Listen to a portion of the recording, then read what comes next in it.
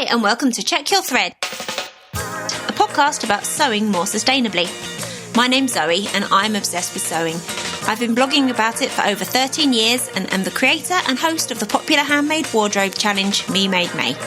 But like many people, I've become increasingly concerned about the climate crisis and the way my lifestyle contributes to it. So in this podcast, I'll be nerding out about making clothes whilst exploring how to minimise the negative impact that it may have. I really hope you'll join me on this journey. Hi, awesome listeners. How are you doing? It's proper summer here in the UK now, but not like sweat-inducingly so it's been really nice. And the sunshine is helping to top up my vitamin D levels nicely. Lots of you commented on last week's episode with DIY Daisy saying that you really enjoyed it. That one was number 46, so if you haven't heard that one yet, make sure you have a listen after this one. So how's your making been going? This week I finished off the paid-for sewing project that I was doing for Fabric Godmother, and I started a new project for myself. For this project, I'm using the Fibre and Cloth Studio Photinia top and dress pattern. It's a casual top with like a gathered neckline and 2 sleeve options. I'm going for the kind of cuff version for the summer weather, and I'm using some lovely navy and white large scale check linen. It's super lightweight and floaty, and I have high hopes for this top. I've also been attempting to get on top of my recycling game this week, but not having an awful lot of luck. So backstory, I live just outside of Brighton, which is a comparatively progressive and eco-minded city on the south coast of England. So you'd think that our recycling game around here would be hot, but it really isn't. So when it comes to plastics, plastic bottles are the only type of plastic that gets collected in our curbside recycling. So plastic bags, plastic film, food trays, fruit punnets, yoghurt pots, all of that is presumably just meant to go in the bin headed for landfill. But I just simply can't do that. My colleague Hannah looked into why this is and found that it's something to do with long-standing contracts signed years ago. But it's incredibly frustrating when I could recycle far more in the much more conservative town that I used to live in a year ago. So I've been collecting soft plastics like plastic bags, film, food wrapping and so on, and I take them to the local Tesco supermarket every now and again. But then recently I've read that very little of the plastic collected by Tesco's actually gets recycled, with much of it being sold on to waste brokers which transport it huge distances, and eventually often it just gets burnt or dumped in fiery countries including Turkey. I obviously don't want to support an endeavour that makes my waste some other person's problem in another country. But not knowing what else to do, I've been continuing to take my soft plastics to Tesco instead of literally chucking it in the bin, in the hope that at least some of it gets recycled. But then this week I got an email from my veg box company, Abel & Cole, saying that they are starting a new opt-in soft plastics recycling collection. So from what I can tell, it's free, so I've opted in and I'm awaiting a collection bag to start sending my soft plastic off with them. I feel like they're a more reputable company than Tesco, so I'm hoping that a larger percentage will actually get recycled. And as for the rest of the plastic, the trays, the punnets, the tubs, pots and so on, to be honest, I've been hanging on to them and then getting my mum to take them back with her to Essex when she visits to put them in her recycling there. And I know others who live in Brighton that do something similar. But now the volume is getting ridiculous and I don't have a lot of storage space to keep it between her visits. And it just doesn't seem like a proper solution anyway. It's also a bit stupid because less than a kilometre from me in West Sussex, those things are collected in their normal curbside recycling. But I really don't want to ask my friends who live in that area to take it for me. And then I heard that there's a company called Magpie Recycling that does a collection service for these plastics. It's not free, but it's pretty reasonable, so I contacted them this week. However, they've responded saying that their service is currently oversubscribed and they're not taking any more new homes at the moment. So I'm a bit stuck. Has anyone got any ideas? I'd love to hear. Thankfully, my poor mum is coming to visit again soon, so I can load her up, bless her, once again. Anyway, moan over. This week, I'd like to thank Zoe, Helen, Anna, Marie and Elaine, the newest listeners to sign up to support the podcast via Patreon. Thanks so much, you 5. You might have noticed that this podcast is ad-free. I've chosen the Patreon model to get financial support for the podcast instead of accepting adverts, although I have been approached a few times by various companies. If you enjoy listening to Check Your Thread and you appreciate the lack of adverts and you feel that you could afford the price of a cup of coffee or so each month, or more or less, the amount is totally up to you, please find the link to sign up in the show notes or on the website checkyourthread.com. Okay, what do I have in store for you in this week's episode? So, you know how some of the Check Your Thread episodes are like super conceptual and we dig deep into the social and political dimensions? Well, this one is the total opposite. It is a super practical episode about my very favourite mending technique, which is patching. Mending with patches is a beginner-friendly option for giving most types of clothing and fabrics a longer life. And, depending on your choice of patching fabric, it can be a bold statement or a subtle repair. In this episode, I offer lots of tips for successful patching, and for beginner patchers, I talk through the steps on how to do 2 different approaches to patching. More conceptual, deeper episodes are coming at you in future weeks, but in the meantime, enjoy this shorter, lighter solo offering. So when a hole appears in your clothes, it may feel like a pain, but it's also an opportunity to have some fun. You can make a patch or applique a shape to cover the area. The effect can be subtle, beautiful, or bonkers, depending on your preference. Patching has got to be my favourite mending technique. There are a couple of approaches to learn, neither of which are tricky to grasp, and then you are away. Plus, it's often a great option to fall back on when other mending methods fail you. Patching is suitable for most types of fabric and garments. It can be done by hand or by sewing machine. And what I love the most is how versatile it is. You can patch a garment in a very visible way, which effectively screams, "I've mended my garment," which would display the pride you feel in extending its life. And at the other end of the scale, you can patch a garment so that the mend is barely visible, or at least looks like part of the original design. As sewers or sewists, we are in the unique position to be able to preempt and plan for the long-term care of our garments. By saving some of the fabric scraps or leftovers from when you made the garment, you can ensure that you have the very best resource available for mending the garment in the future. So, what is a patch? A patch is simply a piece of fabric that's cut into a specific shape. That is either then placed over the top of a hole or mark or area of fabric that requires reinforcement, or it's placed underneath. The patch is then stitched or perhaps stuck down in some way to secure it in position. When might you want to use a patch? Over time, holes often appear on areas of a garment where it comes into regular contact with the body, like at the knees or the elbows. They can also occur in areas where objects or accessories create friction against the fabric. For example, where the strap of a bag rubs against the shoulder, or a wallet or a phone is always kept in the same back pocket of your jeans. But they can also occur in less predictable spots, like when the fabric catches on something sharp and rips. Patches can also be deployed to cover a tear in a seam when the fabric has been damaged and simply restitching the seam isn't an option. They can be used as a preventative measure before a hole appears in places where the fabric has started to thin, or even when the garment is new but is likely to wear. You could add elbow patches to your jumper or jacket during the construction as a preventative measure, or make knee patches to apply to joggers or leggings for kids. It's much easier to apply a patch when the fabric is still flat before the sleeve or leg seams have been stitched than when they've already been stitched up and they are now forming a tube. Patches can be great for covering a stain or mark that won't wash out, or they can be used purely for decoration as a form of customization to add personality. For example, imagine a classic denim jacket with a patch made from a contrast fabric that covers the whole back panel. So how can we make and apply patches? So first, it's time to decide what kind of look you're going for with this mend.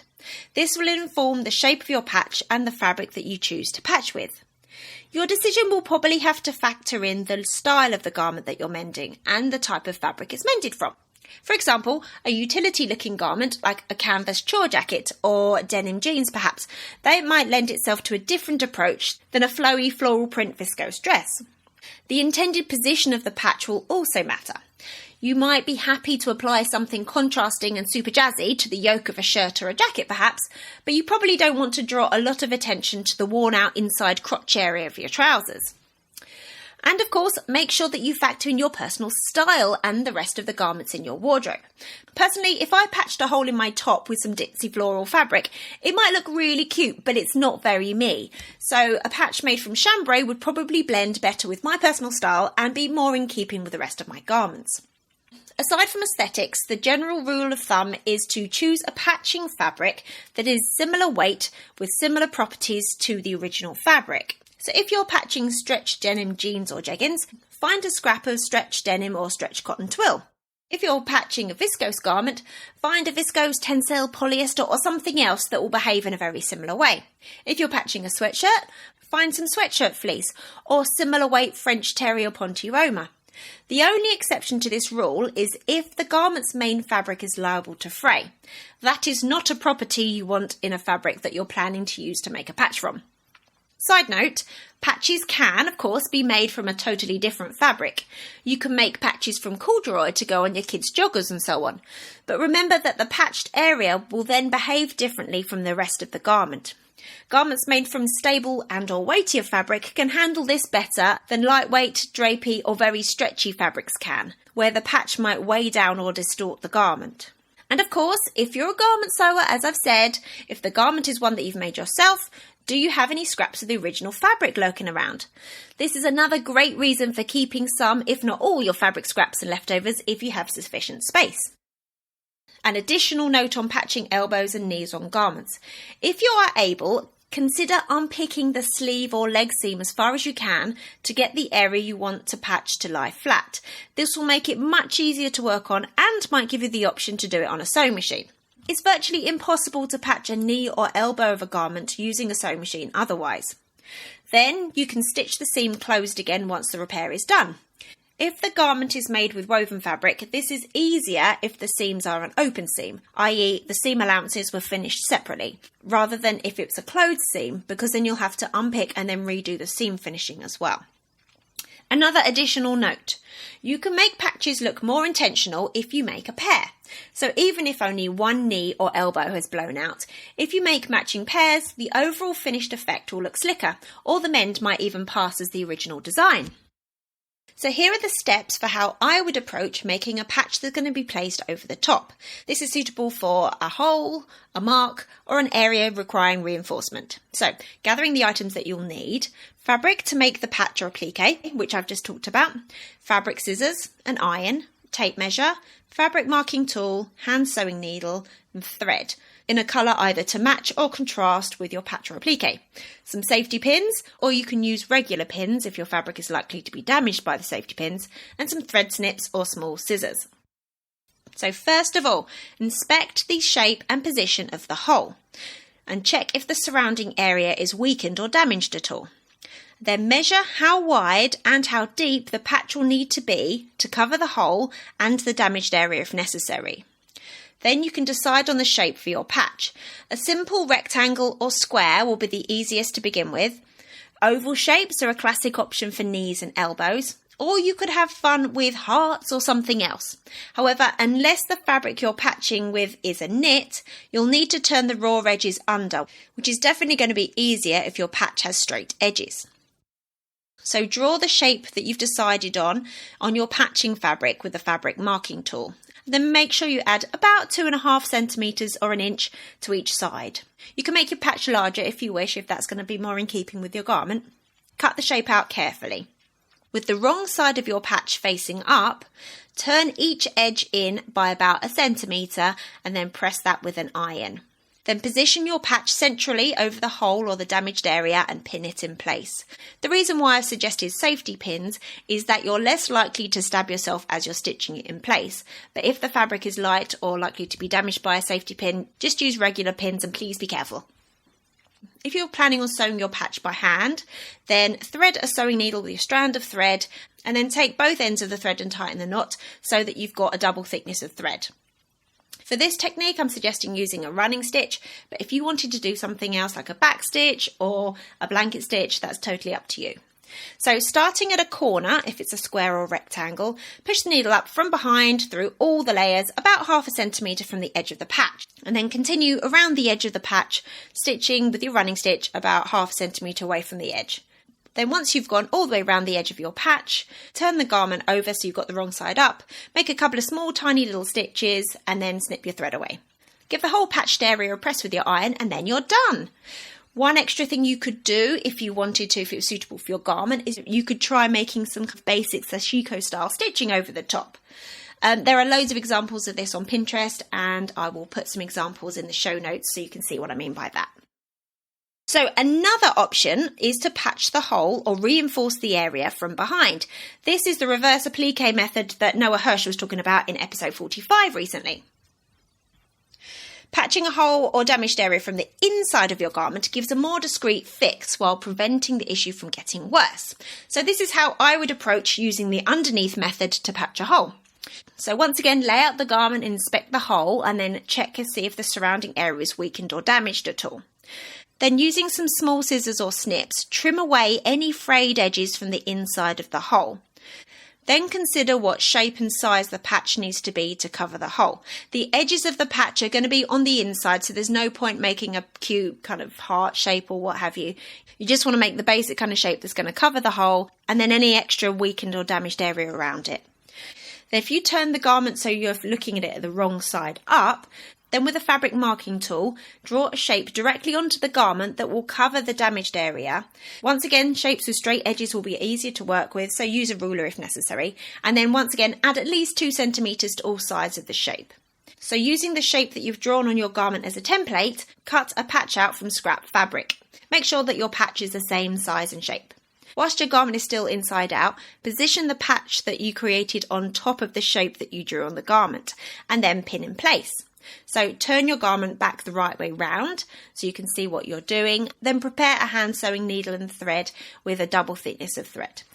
So with this method, the first thing that we're going to do is actually secure the edge of the hole. And then the second step we're going to do is then go round the edges of the patch itself to keep that in place. So first of all, to go round the edges of the hole. So if you get your needle and thread, push the needle up through all the layers, through the patch and also through the garment fabric just to the outside of the hole, and then pull your needle up. Then next bring the needle down just past the edge of the hole, so you're just then piercing the fabric of the patch. Then what you're going to do is angle your needle kind of diagonally, so then you're coming up slightly to one side of where your first stitch came out. And then you're going to continue to do this method all the way around, and this is called a whip stitch. I'll put some pictures in the show notes. Then once you've completed going around the edge of the actual hole, finish off your stitches and then re-thread your needle with another double thickness of thread, because now we're going to secure the actual outside edge of the patch itself. You might find it easier for this step to turn the garment back through the other way again, but remember you're going to have the knot of your thread and you're going to want to make sure that that's on the inside of your garment. So you'll start by sticking your needle down through the corner of your patch, through both the patch and the outer garment, and then you're going to continue doing like a running stitch all the way around the edge of your patch, between 1 centimetre and 0.5 centimetre away from the edge of the patch. Once you've gone all the way around the edge of the patch, securing it in position, so you're going to finish off the stitch and then trim away the excess thread. With this method, it means that the edge of your patch will remain unfinished, but because the edges of the patch are going to be on the inside of the garment, and because you chose a patching fabric that doesn't particularly fray, there's no need to finish those raw edges. Similarly, if you wish, you could then embellish this patch more with some Sashiko-style stitching over the top, which can look super cute and give it some extra stability. So having just talked about how you can make your own patches and how to apply them, I want to say one final thing. There is no shame in buying or using ready-made patches. So there are loads of kind of ready-made patches that you can buy, most of which you then apply to the garment using the heat of an iron. So they include those basic solid coloured ovals that are often used for like joggers and stuff. Or you can get some basic denim ones, or you can get all those super cute embroidered design patches. Let me repeat, there is no shame in using them. Personally, I've written a whole book on clothes mending, yet I myself still have a stash of fun embroidered patches to deploy when my kids' clothes need it. Sometimes it is just the easier option. Sometimes they start to come away at the edge a little bit after a wash or two, so you might need to stitch around the edges at some point anyway. But even if you're a super active sewer, you do not need to craft your own patches if you don't want to. The most important thing is that you're keeping the garment in use and you're giving it a longer life. So please send me some pictures of your patched up items. I would love to see how you have deployed patches to extend the life of your clothing and other textile items. Thanks so much for listening. I really hope you enjoyed this episode and are left feeling inspired. For more info about the podcast, including show notes for this and every episode, head to checkyourthread.com. I'd love to hear from you, so if you have any comments, questions or ideas for future episodes, please get in touch by emailing zoe@checkyourthread.com or find me on Instagram @checkyourthread.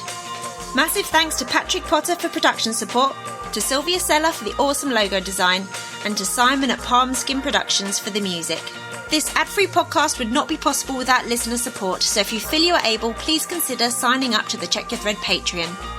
For the equivalent of buying me a coffee each month, you'll be making it possible to continue producing regular episodes. Links can be found in the show notes and on the website checkyourthread.com. I hope you'll listen again next week. Until then, take care. Bye!